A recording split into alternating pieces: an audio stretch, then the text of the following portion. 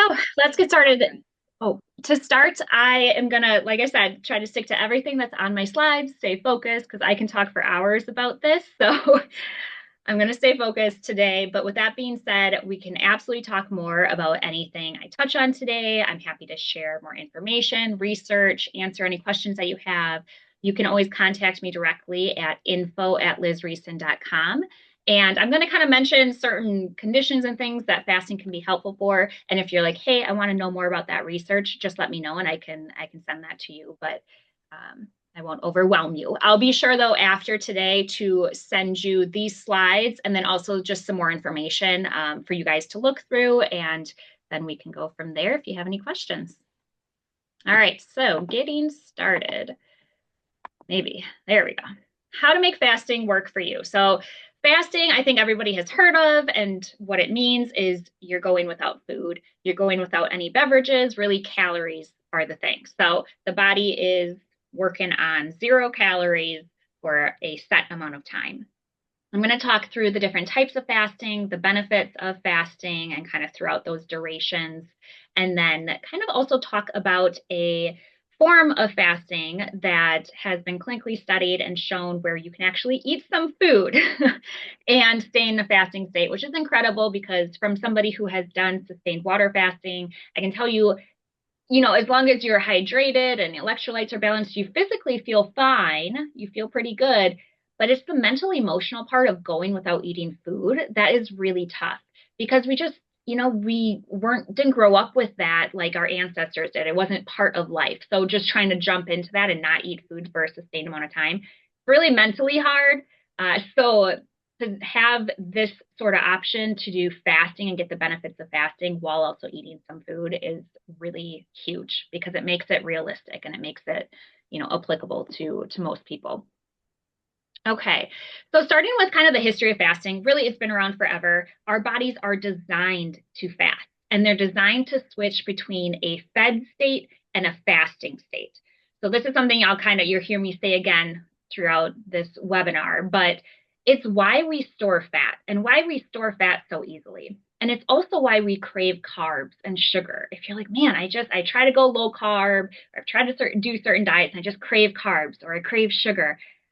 Some of that is habit, some of that is emotional ties to food. However, it's also ingrained in us. We're supposed to crave carbs and sugar because if we go back to our ancestors who didn't have a food supply available to them all the time, and they had to wander and search and hunt and gather for things, they had to go periods of time, days or weeks without food.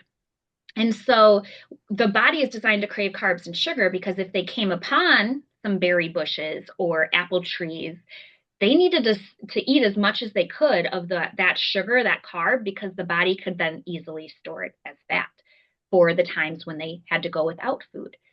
So that is why we store fat. That's why it's hard to get rid of fat stores because to the body, that's emergency. That's a safety net. Now, having an excess amount of fat stores and the body not releasing that, again, there's an issue, but there's usually then a bigger issue. There's an issue with inflammation, metabolic health, cellular health, detox, liver, something there that the body, it just can't eliminate through. So we're going to talk through, how fasting really can break through that and how to do it in a safe manner as well. So our fed state is how it sounds. You have food, your body enters the fed state, it's digesting, it's breaking that down, it's absorbing. So the fed state is a building state. When you're in a fed state, you're absorbing those nutrients, you're storing nutrients, you're, building muscle and with the amino acids that come along. So think fed, building state. Fasting is your breaking down state, which sounds bad. But let's talk through why it's not bad and why we need it. Because in that breakdown state, one is where weight loss occurs. You have to be in a fasting state. But two, the other things that we need is to clean up. And so that cleanup in our body, the cellular cleanup, waste, toxin, excess hormones, fat, all of that only happens in the fasting state. And so this is why the body is supposed to be entering those fasting states, because think of everything that comes into the body. It needs to Laura, make sure. Oh, up. oh, someone's not on. Someone's not on mute. Sorry. Oh, I put it so that everybody was muted, but somehow it didn't do that. well, Um, that was me. Sorry, I'm yelling at my dog. The deer um, are in the front. if you can, yeah, if you can, are you able to mute yourself? Because I think I can stop my share and do it, but okay. Oh, maybe here. Oh yeah, you're muted. Okay. All right. Um, so in today's world, I mean, it's a problem, but it's not a problem, right? That we're not ever going without food, really, fortunately. So that's where our bodies have become kind of too comfortable. And you hear things like fasting and sauna, which is extreme heat, workouts like the HIIT workouts, which are pushing your body farther than it goes, or cold plunging, where you're going extreme cold. You hear about all these extremes and they sound extreme, right? But it's really, we term all of those into a hormetic stressors. And you don't need to know that term, but basically, hormetic stressors, which also goes along with fasting and dieting, is putting this little bit of stress on the body that it requires to then come out in a better spot. And so the sauna, the cold plunges, the fasting, they do sound extreme, but they actually are part of what our body needs. It's just that we've become so comfortable in our lives today, which is a blessing, but we kind of need to understand why we need to push ourselves outside of the comfort zone. So for instance, it's cold, it's kind of just dropped and got super cold. We have heated houses and we go from our heated houses to our heated cars. We go from our heated cars to the heated work or grocery stores or these other things. So if you're not getting yourself into a place where your body has to boost up that fat burning, needs to get the brown fat going, then you can see how your body just stays in this stagnant place. So that's where fasting is one of these hormetic stressors, and we kind of need to implement it in order for our body to get there and get the benefits of it. So we'll talk through the benefits. But the other thing I wanted to mention, because we're going to talk through different types of fasting, intermittent fasting is one of those. And intermittent fasting is when you have a set eating window and then you have a set fasting window. So let's say you start eating breakfast 8 a.m. and you stop eating by 8 p.m. That's your eating window. And then you start a fast from 8 p.m. until 8 a.m. the next morning. So in this case, you have a 12-hour eating window and a 12-hour fasting window. And the intermittent fasting goes throughout a 24-hour circadian rhythm. And that circadian rhythm is important, again, when we're talking about our body's processes and how it likes to function, because the body works off of that circadian rhythm. And really, day and night, dark and light, are the two things that the body really works off of as cues to produce hormones. So hormones are highest in the morning and during the daytime, and then they start to drop off. And then you get your melatonin to produce overnight for the sleeping. So the body works off of that nice circadian rhythm. And when we're talking fasting and metabolic like benefits of that, we also need to remember that circadian rhythm and know that an earlier eating window is being shown, now that we're studying, is being shown to have improved outcomes when it comes to metabolic factors and weight loss. So, and I'll go next to the next slide, but that's the one, like probably the biggest issue I have with how intermittent fasting has become very widespread, which is good. However, um, the problem is that I think a lot of times people say, like, push yourself as long as you can in the day before you start eating.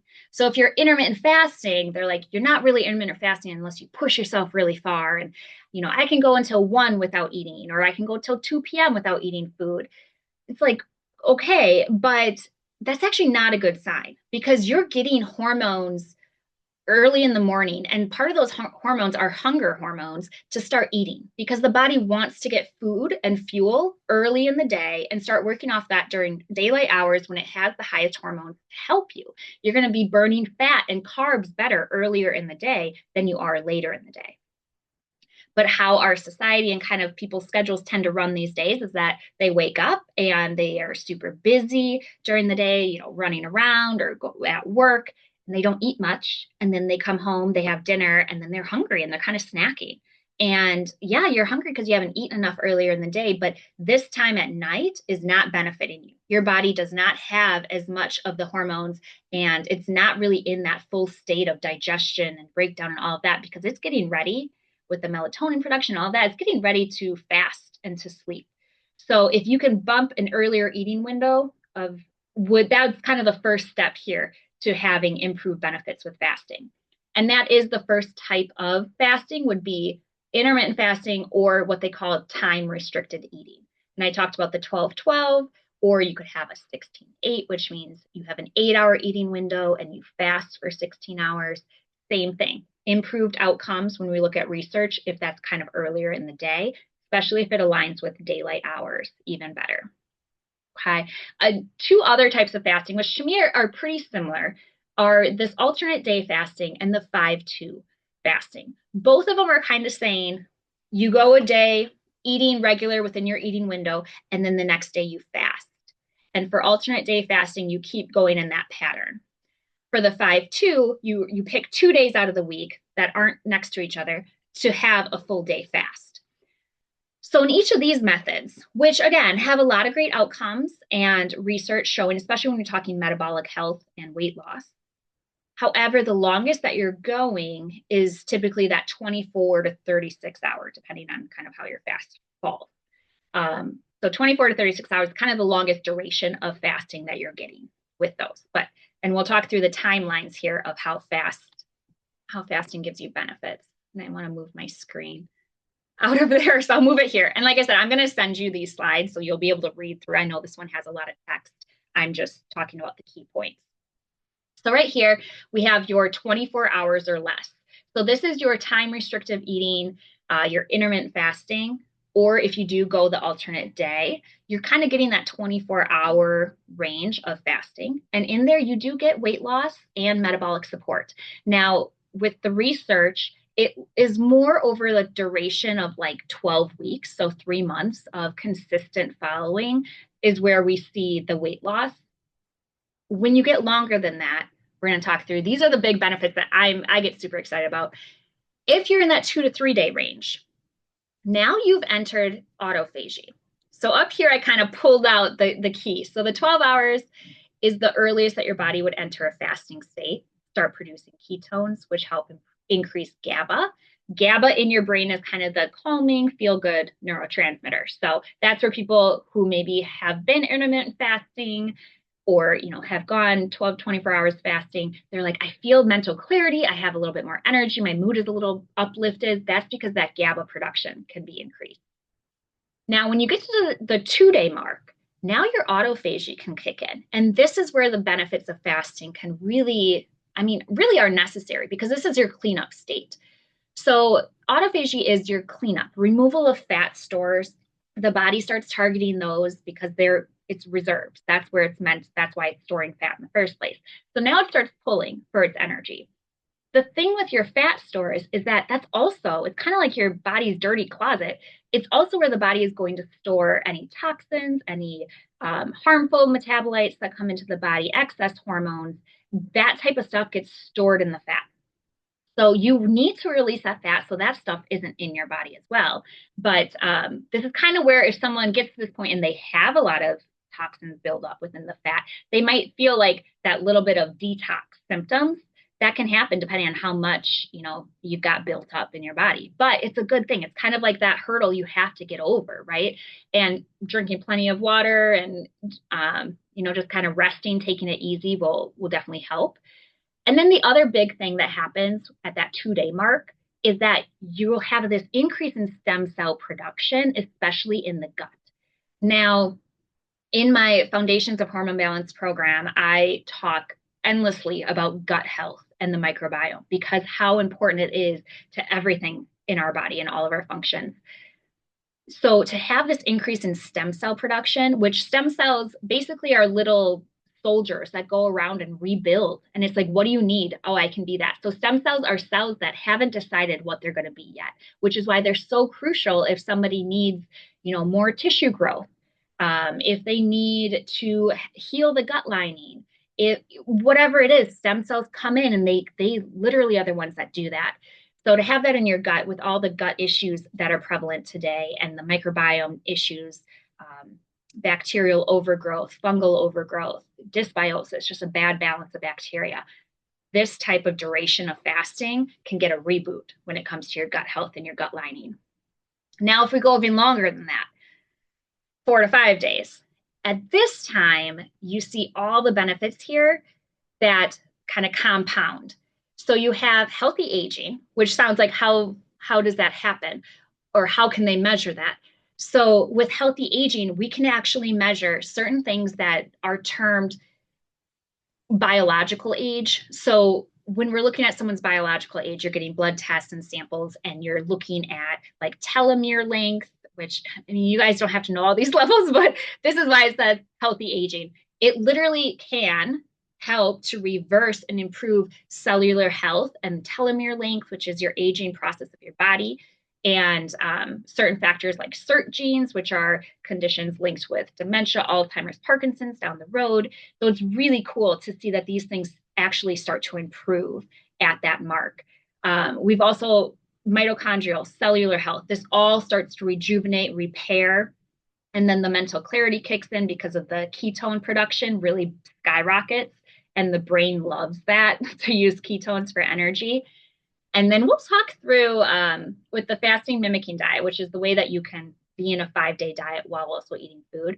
We'll talk through the relationship with food and how that can actually improve. When it sounds like it should be doing the opposite, like this might have an issue with your food relationship, it's really incredible what happens when you are able to, properly and safely do a fast. But dopamine receptors, for those who have any conditions with like depression, anxiety, dopamine is huge. And dopamine receptors actually will increase along, obviously, with dopamine production. And that is mood boosting. And so there's a lot of cool studies that are kind of just beginning to start on how fasting can help with these conditions. And so that people don't have to rely on all these medications. And then the immune system, too, gets a total reboost when you get there. So this is why autoimmune conditions can really benefit, and where I see a lot of practitioners use this sort of fasting as well. Okay, so that's going to keep on time. All right, let's keep moving. So how can we get to this 5 day fasting without, going crazy, making it realistic for you? So this is where the fasting mimicking diet comes into play. So what that is Dr. Valter Longo has been studying fasting and the fed state and the fasting state, and how the body kind of flips between the two for over 20 years. And his team, they've gotten over $48 million of research grants, a lot of this from the National Institutes of Health, because the information that they are gathering is that critical to how we can actually start to treat patients and chronic conditions, things that are huge in our country, things like obesity, diabetes, cardiovascular disease, Parkinson's, dementia, I mentioned, cancer. There's a lot of studies, a huge one going on right now with the fasting mimicking diet and chemotherapy and cancer, and how it can help improve the outcomes. And not only that, but significantly diminish the symptoms that people have while they go through chemotherapy. Because again, I said I was going to stray on topic, but cancer is just is such a strong topic to me, and it just means so much. So to understand what that is, cancer is a fed state issue. Tumor growth, all of that is because of angiogenesis, which means a blood supply has been built to the tumor, which is filled with cancer cells. And that's how it can grow, and that's how it can spread throughout the body. So that all happens in your fed state. So what chemotherapy is trying to do is attack that and break that down and help. But if you can move your body into a fasting state and optimize that fasting state, now your body's on the same page. And so to do that while you're still getting nutrients to the patient is amazing. So I'm really excited. He's actually coming out with a book early next year, just focused solely on cancer and chemotherapy and how fasting and the fasting mimicking diet has been used and how the outcomes are. So I'm excited to read that. So who knows, maybe another webinar. Okay. So anyways, Dr. Longo, the goal here, all the research, they're looking at the fasting state, what can be consumed basically by patients that doesn't trigger the nutrient sensing pathways. So when you have a fed state and a fasting state, you've got the barrier or the threshold that the body has these nutrient sensing pathways, and they're the ones that determine if they get activated, that threshold is met, then your body flips into the fed state. And the body is very, very sensitive because although we need to be in a fasting state now and then to just help give the body time to clean up and repair, the body really doesn't want to be. It's going to take any opportunity to jump back into that fed state, store more calories because it doesn't know the next time it's going to be in fasting. So the nutrient sensing pathways are very sensitive. And so that's why it's taken, I mean, over 20 years to, be getting to a place where we can really start ramping up and utilizing this type of research to keep somebody in a fasting state over the course of 5 days, but still allow them to eat some food. So how does that happen? Basically, the fasting mimicking diet is designed to trick the body into staying in a fasting state. So you're staying, even though you're eating food and it is low calorie, low protein, very specific in nutrients, you're staying below that threshold. So throughout the course of 5 days, you're not triggering the body to move into the fed state. So it makes it a safer, easier way and nourishing to get the benefits of fasting. And like I said, the mental emotional part too, where you actually get to eat, I think is huge.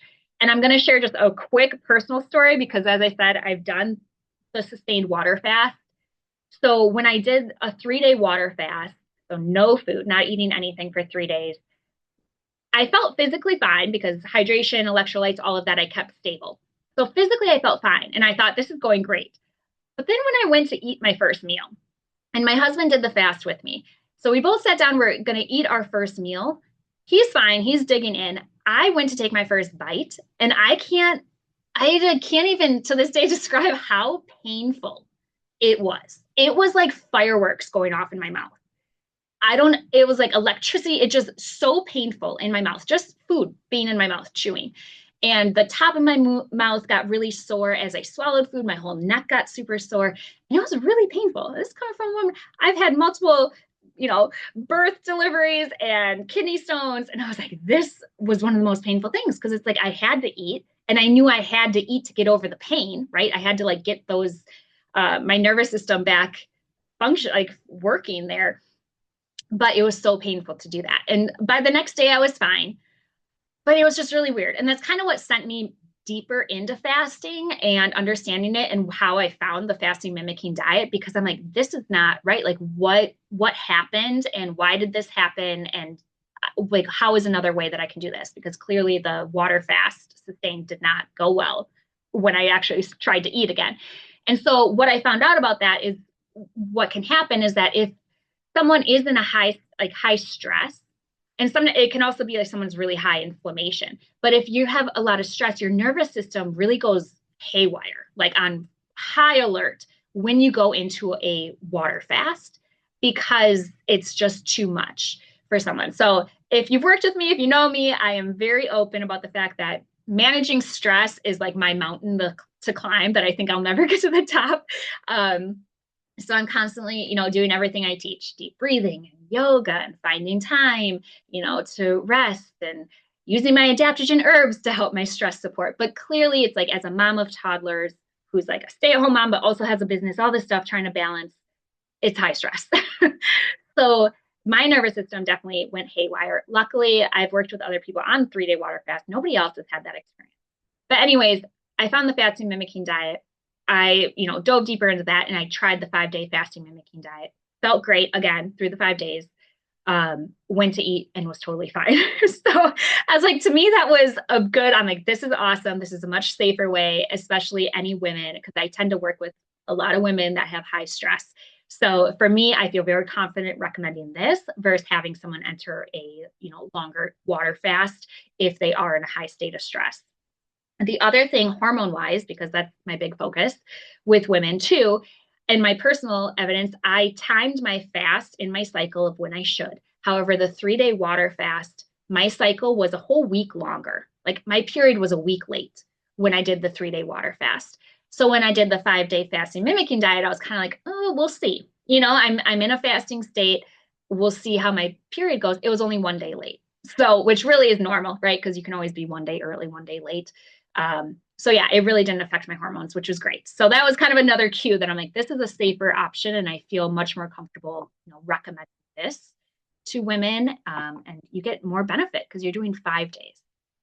So the fasting mimicking diet The benefits really are from the fasting. It's just to get to a 5 day fast without eating is extremely difficult. So the Prolon FMD, the 5 day, like the food that you're eating, is just kind of the way to get to the 5 days of fasting, get through it, and also to give the body those nutrients throughout the way. So this is critical for anyone who is under high stress or high inflammation, because you need to get those nutrients along the way, to keep your body happy. But you'll see too a big difference between the fasting mimicking diet and then water fasting or even calorie restriction is the amount of lean muscle mass that's maintained. So they show this time and time again. And again, I can share, I'll share more information on this and like the research, but your lean muscle mass really stays very, very good during that 5 day fast, where when you do a water fast or even calorie restriction, that lean muscle mass usually falls down pretty far. The thing with a 5 pound weight loss then that you can get on average with the fasting mimicking diet is that you know that that weight loss, because lean muscle mass has stayed, you know that that weight loss that occurred is fat. So that's also kind of a nice bonus. And I mentioned the improvement in aging, anti-aging. They do have a patent. I don't really know what that means or says, but they have a patent for anti-aging longevity because of this research that shows consistently if you do 3 rounds of the fasting mimicking diet. So a round is 5 days. So let's say you do the fasting mimicking diet with me in January, and then you do it again in February, and then in March. You've done 3 rounds. And so with those 3 rounds, they show that the biological age is reversed by 2.5 years. And again, this is looking at those telomere lengths. This is looking at the CERT genes. These are the things that we measure for biological age. Now, not that anyone's looking 20 years out, but because they've been doing this research for so long, they have 20 years of consistent following of patients. And they've shown that if you do those 3 rounds every year for 20 years, it can reverse the biological age by 11 years, which is crazy. That's really, really cool. And then the improved relationship with food. So how does that happen? And I just actually had a client tell me that she noticed this, and she's like, wow, I wasn't expecting this. But what happens is that when you're going 5 days, eating only the certain foods that are within the box, and it's light. I'm going to go through exactly what you kind of get in a day. But when you're just eating that, you're forced to cope with, anything that comes your way over those 5 days with something else. So it kind of forces you to find other ways of coping. And the client I mentioned that just finished, she said, she's like, wow, I wasn't aware of how often I turn to food, even if it's just a little bit, but how often I just turn to food as comfort or boredom or stress or whatever it is, but turning to food. So it kind of allows you this space to find other ways to cope with how you're feeling and how life is going, and those day-to-day things. But we know day-to-day is stressful. Okay, so this is the box, as you can see, and then you pull for the 5 days. Each day you just pull the one day out, so you can't screw it up, and you're only eating what is within that one day box.